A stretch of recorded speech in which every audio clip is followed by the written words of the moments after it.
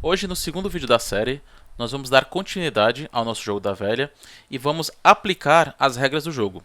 Vamos verificar se tem um vencedor, se houve empate e se continua jogando, certo? Eu sou o Lucas e hoje a gente vai continuar no nosso jogo da velha.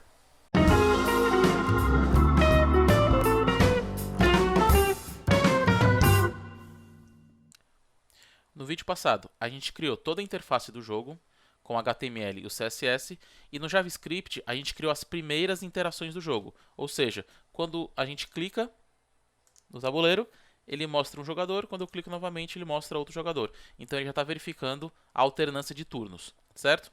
Então hoje, o que a gente vai fazer? A gente vai criar uma função para verificar se em cada jogada, se houve um vencedor, se houve um empate ou se continua jogando, certo? Então a gente vai criar aqui uma função chamada checar vencedor. Nessa função, eu preciso... Opa, esqueci do function aqui. Eu preciso verificar se quem é o jogador que jogou por último, né? Porque é na vez dele que eu vou verificar se ele ganhou ou não. Então aqui a gente vai passar, vai chamar, né, a checar vencedor, passando o jogador do turno, certo?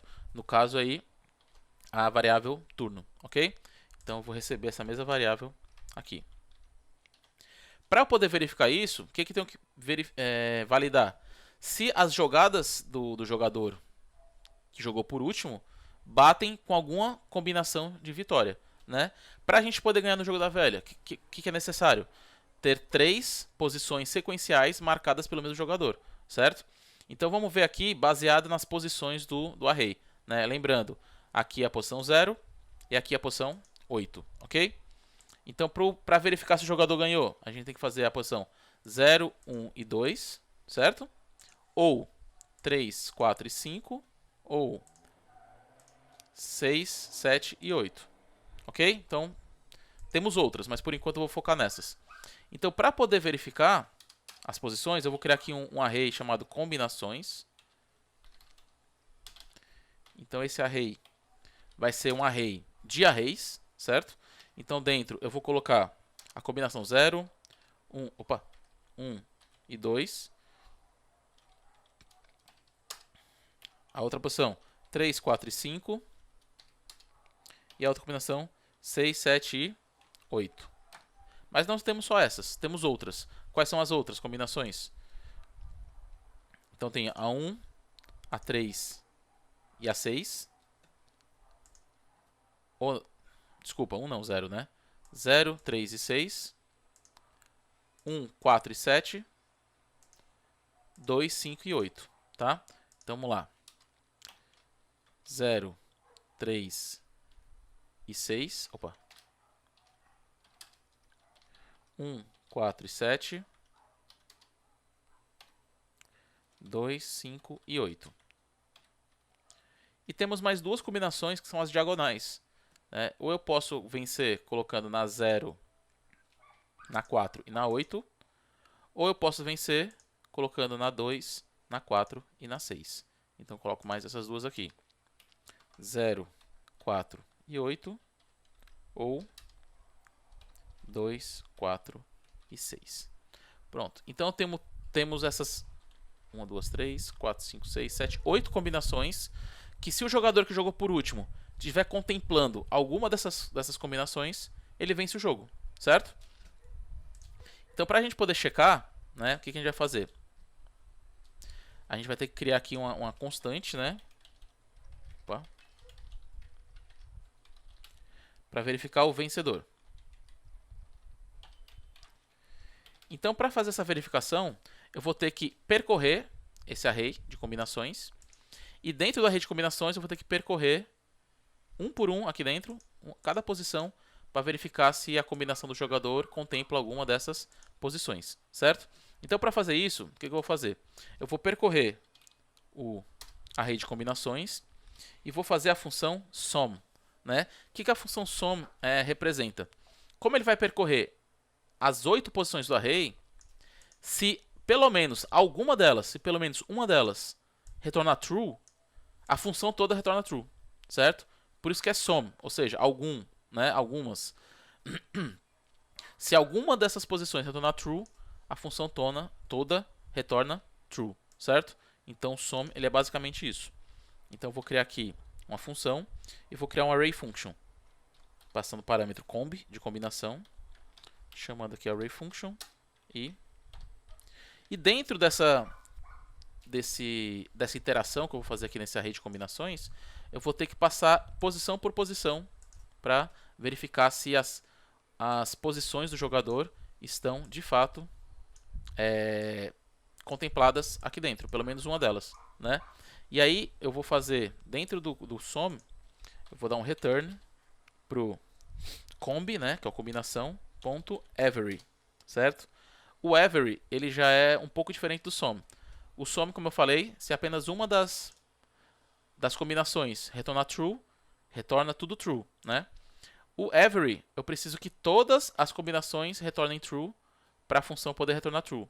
Se pelo menos uma delas retornar false, a combinação toda aqui vai retornar false, certo? Então o every, ele vai fazer exatamente isso. Eu vou passar aqui de novo um parâmetro, chamar de index, né? O índice aqui da posição, chamando o array function. E aqui, o que eu tenho que fazer? Eu vou ter que identificar se a posição jogada aqui é do jogador O ou é do jogador X. Como é que eu faço isso? Porque por enquanto ele está escrevendo, mas eu não estou marcando que essa célula aqui é de propriedade, né, do jogador O ou do jogador X. Então quando eu fizer a jogada, depois de eu setar aqui o texto, eu vou precisar definir que essa célula aqui ela é da classe do jogador X ou da classe do jogador O. Então eu vou fazer aqui célula ponto classList ponto add. Então eu vou adicionar uma classe dentro dessa célula clicada com o nome do caractere do jogador que jogou. Então, por exemplo, quando eu fizer isso aqui, ó, X, e aqui eu fizer O, deixa eu dar um botão direito aqui e inspecionar. Opa, não salvei ainda, só um minuto. X, O. Inspecionar. Olha aqui. Na classe célula, ele adicionou mais uma classe chamada 0. Desculpa. Né? O O é exatamente porque eu cliquei nessa célula aqui. Na que eu cliquei com X, quando eu dou um inspecionar, olha aqui, ó, célula, e ele adicionou a classe X. Então, a partir dessa classe adicionada aqui, é que eu vou verificar se aquela célula pertence àquele jogador. E aí, através dessa verificação, eu consigo ver se a combinação aqui vai ser contemplada, certo? Então, eu adicionei um classList add, né, para cada classe que for clicada pelo jogador. E aqui no final, no every, se o every for contemplado, se for true, ele vai retornar o array de células, né, na posição index, que é exatamente a que eu cliquei. E ele vai fazer um classList, vai fazer a verificação se ela contém o turno. Certo? Então, esmiuçando aqui para ficar mais fácil. Eu tenho aqui o array de combinações, que é um array de arrays. Então, eu vou percorrer esse array de arrays, certo? Em cada iteração desse array de arrays, eu vou rodar um array interno. Então, em cada array interno desse, eu vou fazer uma verificação. Se nessas três posições contemplam a classe do jogador da vez, X, X e X, ou O, O e O, né? Se as três posições contemplarem o mesmo jogador, então o every retorna true. E se pelo menos um every retornar true, o sum ele retorna true, certo? Então isso aqui já é basicamente a validação se a gente vai ter um vencedor ou não. Então se retornar true, beleza, temos um vencedor. Se retornar false, não temos. Então eu preciso fazer essa verificação logo aqui embaixo. Se vencedor, e aí eu vou encerrar o jogo, né? Aí eu vou criar aqui uma função chamada encerra jogo. Ela ainda não existe, tá? Mas eu vou criá-la já já. Passando o jogador que ganhou. Certo? Agora, se aqui retornar false, se a gente não tiver um vencedor. Então a gente tem que verificar se as 9 posições aqui já estão preenchidas.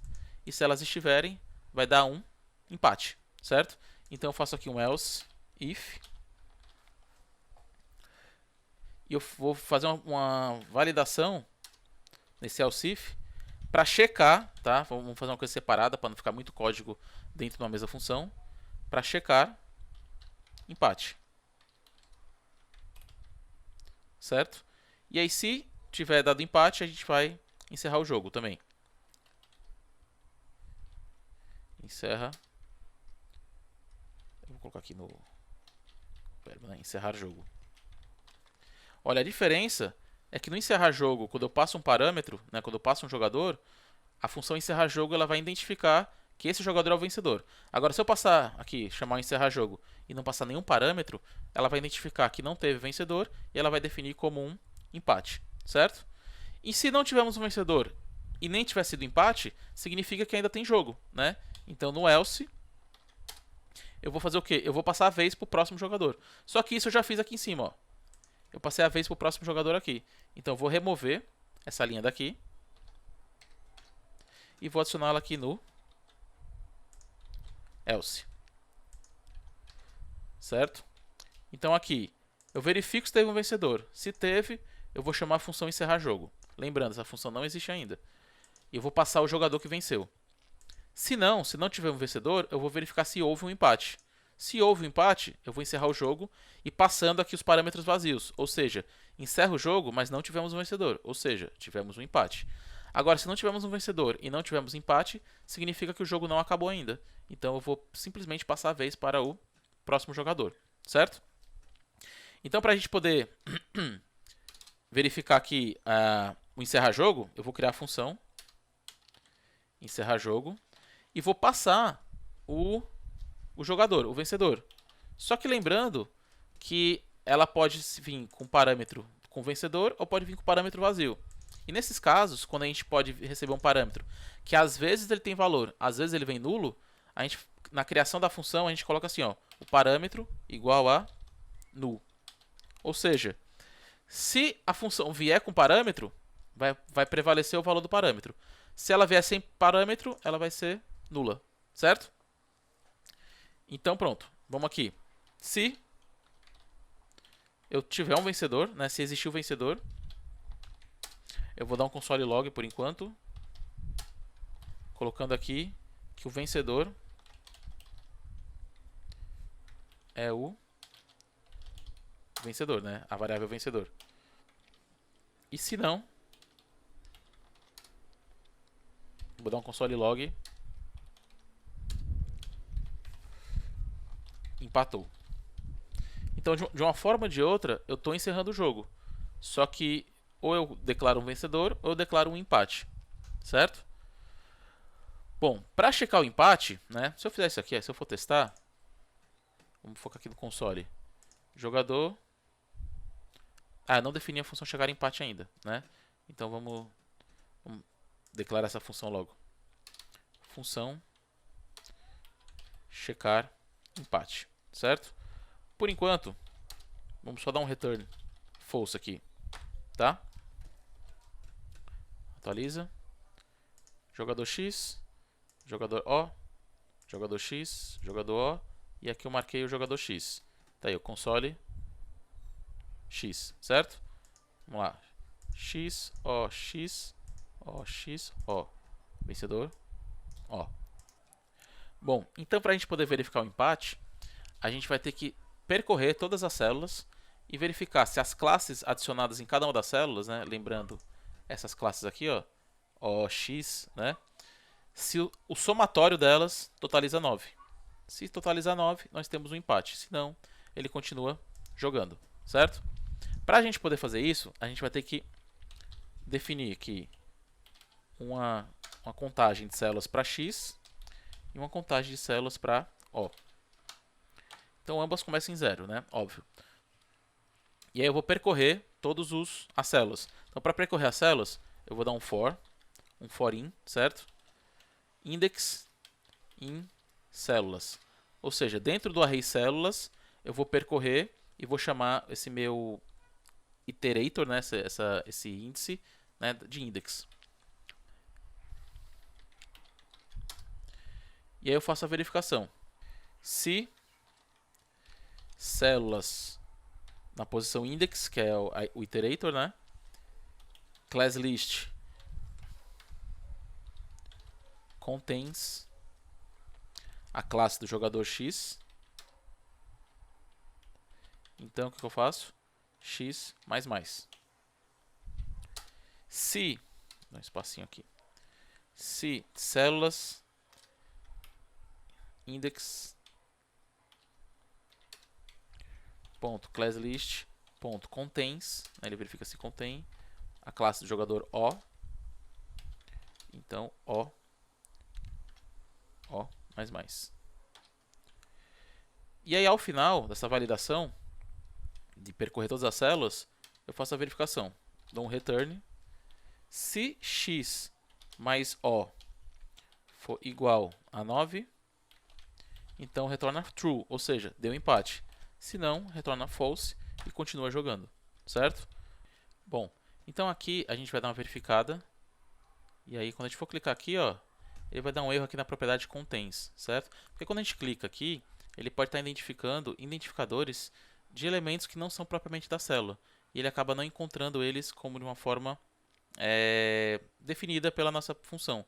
E eu preciso então identificar, já que todas as nossas células elas são identificadas por um ID numérico, eu vou verificar, certo? Se esse index que a gente está verificando aqui, se ele é um número.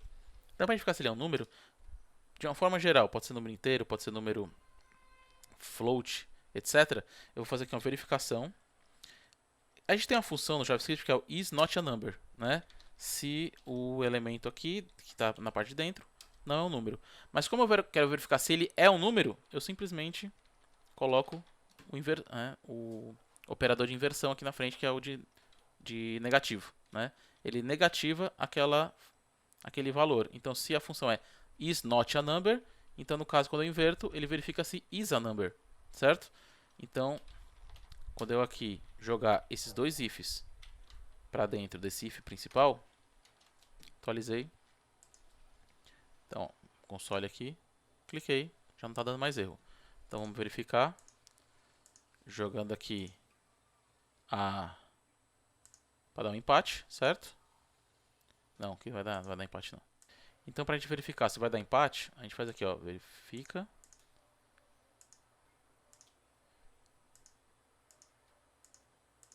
Pronto, empatou, certo? Ou seja, as 9 posições foram preenchidas e nenhuma delas contempla a combinação que nós temos aqui em cima. Ou seja, então nenhum jogador conseguiu alcançar as combinações que nós temos aqui. Então ele empatou, certo? Bom, então a partir do momento que a gente já tem as regras de checar vencedor, empate ou continuar jogando definidas, acreditamos que a nossa definição das regras do jogo da velha estão todas contempladas, certo? Agora, claro que a gente precisa melhorar um pouquinho a nossa interface, né? Que se a gente for verificar aqui, ó, nosso resultado está dentro de um console log, né? A gente pode melhorar isso aqui colocando de alguma forma um aviso na tela que houve o vencedor ou que empatou e também algum elemento para a gente poder reiniciar a partida e não ter que ficar dependendo de recarregar a página, certo? Então aqui, o que a gente vai fazer agora? Nós vamos criar um elemento para tela escura no HTML. Então antes do container, eu vou criar uma tela escura que quando acabar o jogo, a tela vai ficar escura e vai ter o aviso dizendo quem foi o vencedor ou se foi empate. Então vamos criar aqui class tela escura. Não, caso class não, eu vou criar um ID, certo? Porque ela é um identificador único, ela não se repete. Então, vou chamar aqui de tela escura. E aí, no CSS, eu vou criar a propriedade para essa tela escura.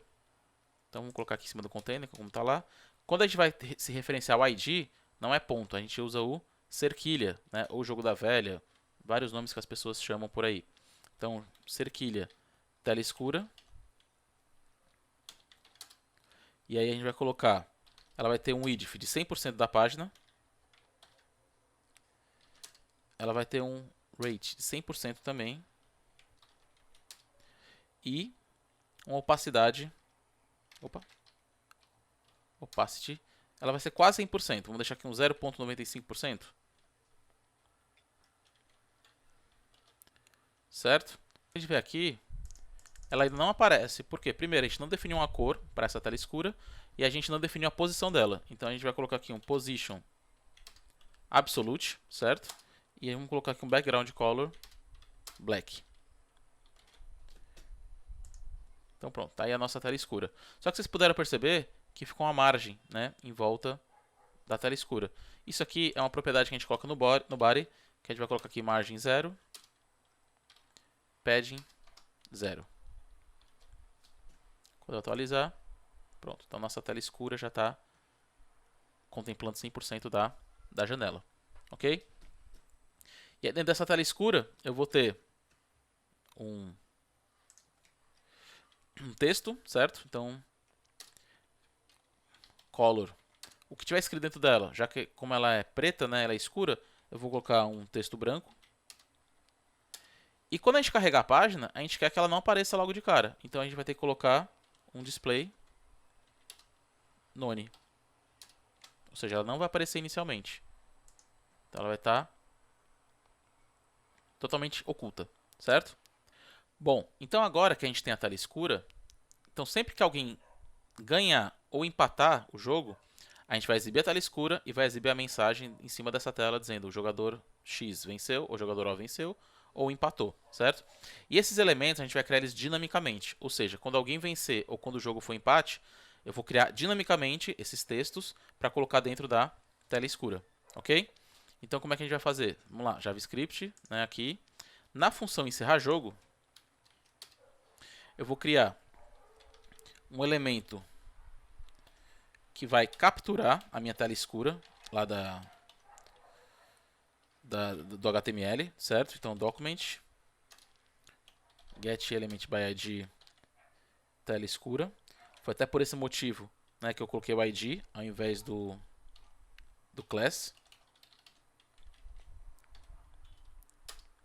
E aí eu vou criar dois elementos. Vou criar um h2 document.create element h2 e vou criar um h3.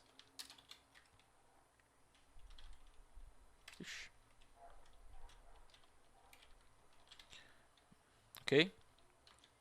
E uma mensagem, né, que vai retornar, ela vai ser criada inicialmente com valor null. Mensagem igual a null. Então, quando eu for encerrar o jogo, eu quero que a tela preta apareça, certo? Então, o que eu vou fazer? Eu vou pegar aqui o tela escura, né? Tela escura não tela preta, style.display igual a block. E eu vou dar uma paint child no tela escura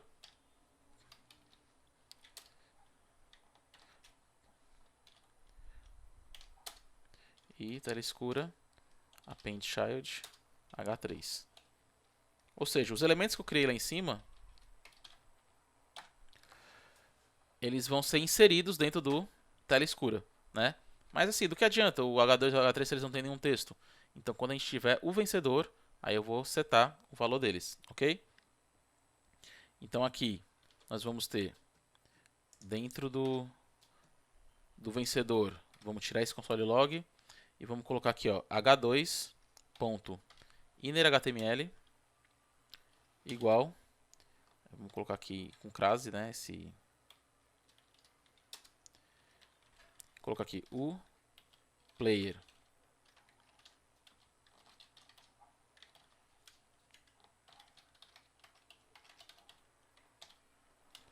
venceu. E aqui dentro eu vou colocar quem foi que venceu. Então vai ser... Então o player vencedor, né, que é o parâmetro que eu recebo na função, venceu, né?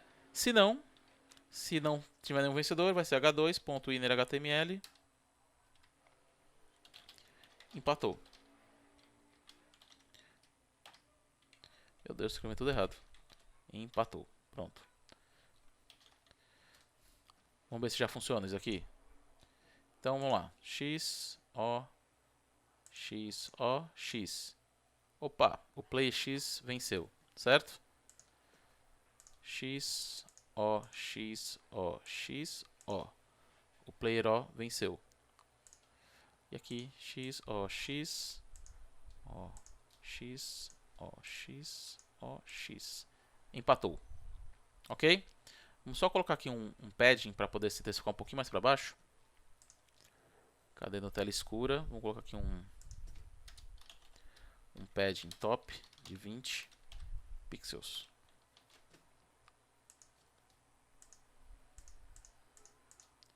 Pronto, agora temos um espaçozinho aqui em cima. Beleza? Ok, já definimos o vencedor, já exibimos na tela, né? O empatou define na tela. E agora eu quero reiniciar a partida, né? Então, após depois que acabar a partida, 3 segundos depois eu quero que a partida seja automaticamente reiniciada. Então, como é que eu vou fazer? Dentro do próprio encerra-jogo, eu quero uma função que seja 3 segundos, né? Então, eu vou colocar aqui let contador igual a 3. Então eu vou definir aqui um set interval.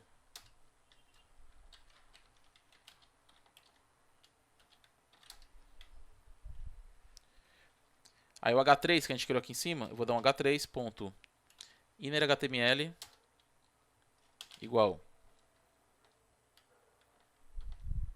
Opa.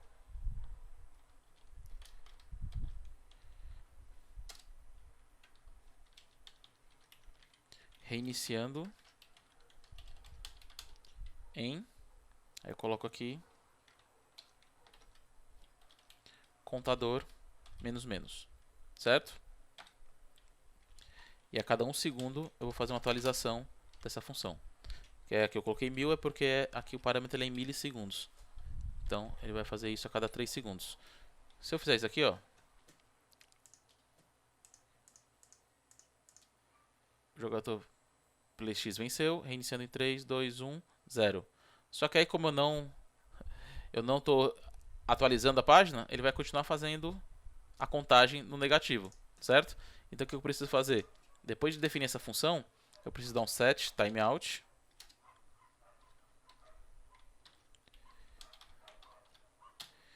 E aqui eu vou dar um location.reload 4 segundos depois. Então, X, O, X, O, X. O PlayX venceu, reiniciando em 3, 2, 1. Pum, reiniciou. PlayX venceu de novo, reiniciando em 3, 2, 1. Quando chega em 0, ele reinicia. Certo? Vamos só dar uma ajeitada aqui no estilo. Vamos colocar esses mesmos estilos para o H2. Vamos colocar para o H3 também.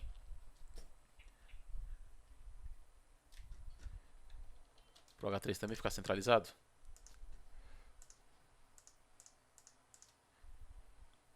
Pronto, iniciando em 3, 2, 1. Ok. Beleza? Então acredito que a gente contemplou, né, a definição de quem ganhou e se a partida empatou e exibir na tela. E eu já faço automaticamente também a validação de reiniciar o jogo. Ok? Então, como eu falei no primeiro vídeo, para o terceiro vídeo da série eu vou criar um bot. E esse bot vai ser responsável por quando eu jogar, ele vai jogar numa das posições disponíveis dentro da matriz, né? É lógico que não é inteligência artificial, né? Não tenho nem background para isso, mas é só um botzinho mesmo para ele ficar aleatoriamente jogando as posições disponíveis, ok?